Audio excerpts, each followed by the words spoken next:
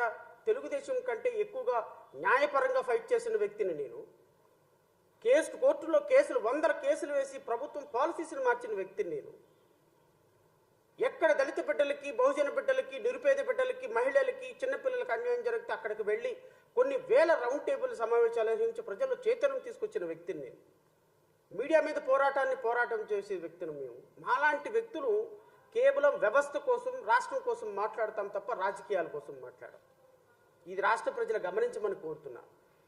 Telugu Desam party Paytm batch ఎవరైతే ఉన్నారో, Telugu Desam party ఎవరెవరైతే తెలుగుదేశం పార్టీలో ఈరోజు మేమేదో మాట్లాడుతున్నాం కాబట్టి మాట్లాడుతున్న ప్రతి ఒక్కరికి ఒక పార్టీ రంగు పులుముతున్నారు. అలాంటి వ్యక్తులందరికీ చెప్తున్నా, తెలుగుదేశం పార్టీ అధికారంలోకి వచ్చిన తర్వాత ఈరోజు బౌ అని మాట్లాడుతున్నారు. కానీ మీరు 2019 నుంచి 2024 వరకు ఏ ఒక్కడు మాట్లాడేవాడు ఎవడు లేడు. ఇప్పుడు ఇంత రాష్ట్రంలో ఇలాంటి ప్రభుత్వాలు కొన్ని తప్పులు చేస్తుంటాయి, కొన్ని రైట్లు చేస్తుంటాయి, కొన్ని మంచి చేస్తుంటుంది, కొన్ని చెడు చేస్తుంటుంది. అంతేగాని ఒక ముఖ్యమంత్రి, ఒక ఉప ముఖ్యమంత్రి, ఒక హోమ్ మినిస్టర్, ఒక జలవనరుల శాఖ మంత్రి, ఒక మంత్రివర్గం ఇంత దుర్మార్గంగా, ఇంత ప్రజాస్వామికంగా, ఇంత నిర్లజ్జగా, ఇంత సిగ్గు లేకుండా పరిపాలించినటువంటి ప్రభుత్వం బహుశా 5 సంవత్సరాలకి సరిపడా తప్పులు 100 రోజుల్లో ఈ కూటమి ప్రభుత్వం చేసేసిందేమో అనిపిస్తుంది నాకు. 5 సంవత్సరాలకు సరిపడా తప్పులు. నిన్న గౌరవ సుప్రీంకోర్టు మాట్లాడినటువంటి ఒకే ఒక అంశం గురించి నేను మాట్లాడతా. 5 సంవత్సరాలు మేము గత ప్రభుత్వంలో ఫైట్ చేసినప్పుడు ఒక చిన్న అంశం జరిగితే ప్రభుత్వానికి వ్యతిరేకంగా తెల్లవారి పాటికి పెద్ద పెద్ద బ్యానర్ ఐటమ్స్లో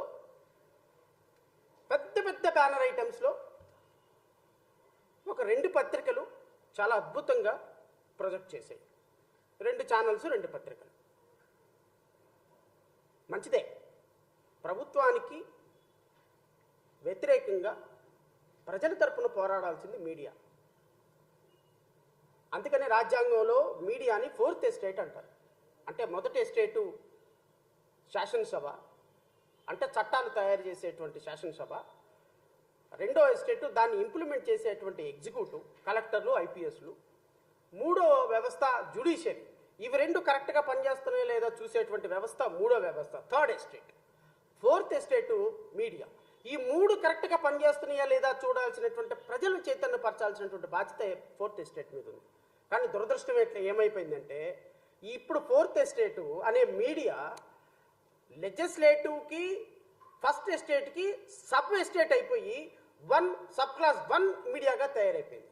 1 సబ్ క్లాస్ 1 ఎస్టేట్గా. There is no 4th estate. అంటే 5 సంవత్సరాలకు ఒకసారి ప్రయారిటీ మారిపోతుంది, 4th ఎస్టేట్ ప్రయారిటీ. నిన్న గౌరవ సుప్రీంకోర్టు ఇచ్చినటువంటి ఒక చారిత్రాత్మకమైనటువంటి ఒక అబ్జర్వేషన్, తీర్పు అని నేను అనను, ఎందుకంటే అది తీర్పు కాదు కాబట్టి. కానీ గౌరవ న్యాయమూర్తులు చేసినటువంటి కొన్ని తీర్పు, కొన్ని అబ్జర్వేషన్స్, కొన్ని సంధించినటువంటి కొన్ని ప్రశ్నలు మా సోకాళ్ళు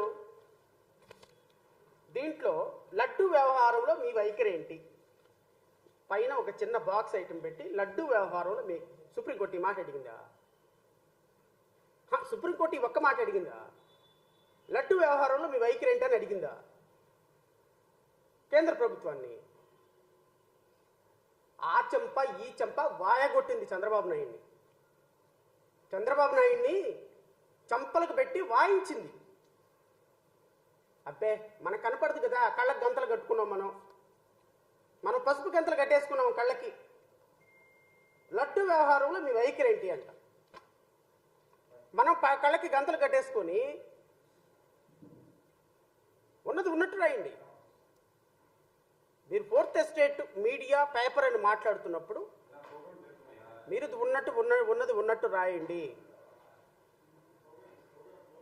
ఉన్నది ఉన్నట్టు మీరు రాయకపోతే ఖచ్చితంగా ప్రజలు నుంచి చీత్కారాలు ఎదురవుతాయి మీకు. ఇంకొక మీడియా, ఇంకొక పేపర్, నెయ్యి కల్తీ విధానంలో సిట్నే కొనసాగించాలా, స్వతంత్ర వ్యవస్థ సంస్థను వేయాలా? ఇదొక్క మాట అడిగిందండి. ఇది ఒక అంతర్జాతీయ పేపర్. ఈ పేపర్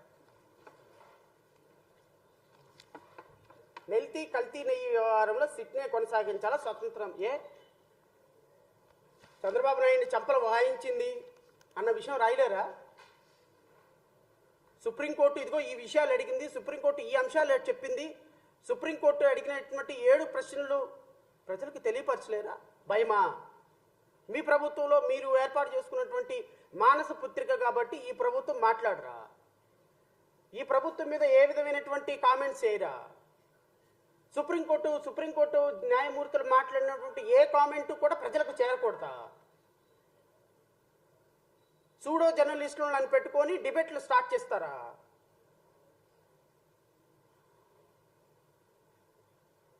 న్యాయవాదులుగా, న్యాయమూర్తులుగా, మీడియాగా డిబేట్లో పార్టిసిపేట్ చేసేటువంటి న్యాయవాదులు కానీ, డిబేట్స్ కండక్ట్ చేసేటువంటి వ్యక్తులు కానీ వాస్తవాలని ప్రజలకు తెలియపరచండి. ఒక అల్టీరియర్ మోటివ్ తోటి ప్రభుత్వాన్ని సేవ్ చేయాలనేటువంటి ఉద్దేశంతో వెళ్ళే మీరు మీడియాని ఎట్లా అంటాను నేను? గత 5 సంవత్సరాలు జడా శ్రవణ్ కుమార్ అనేటువంటి నేను పెరిగింది ఆ 2 ఛానల్స్లో ప్రజా సమస్యలని ప్రశ్నించడానికి నాకు ఇచ్చిన అవకాశం బట్టి. I'm not denying it. కానీ ఈరోజు ఎటు వెళ్తున్నారు మీరు? ఈరోజు మీ వే ఎటుంది? నిన్న సుప్రీంకోర్టు వేసినటువంటి ప్రశ్నలు ఒక్క ప్రశ్న అయినా మీ మీడియాలో మీరు ప్రశ్నించడానికి, ప్రజల తరపున మాట్లాడటానికి అవకాశం ఉందా? ఒక చిన్న బాక్స్ ఐటెం పెట్టి లాస్ట్లో మాట్లాడినటువంటి ఒక కామెంట్ పెట్టి మాట్లాడుతున్నారు అంటే ప్రజలకు మీరు ఏం సమాధానం చెప్పాలనుకుంటున్నారు? ప్రజలకు మీరు ఏ ఇన్ఫర్మేషన్ ఇవ్వాలనుకుంటున్నారు? ప్రజలకి మీరు ఏ సందేశం ఇవ్వాలనుకుంటున్నారు? గౌరవ సుప్రీంకోర్టు మాట్లాడినటువంటి మాటలు కూడా కనీసం ప్రజలకు చేరనీయకుండా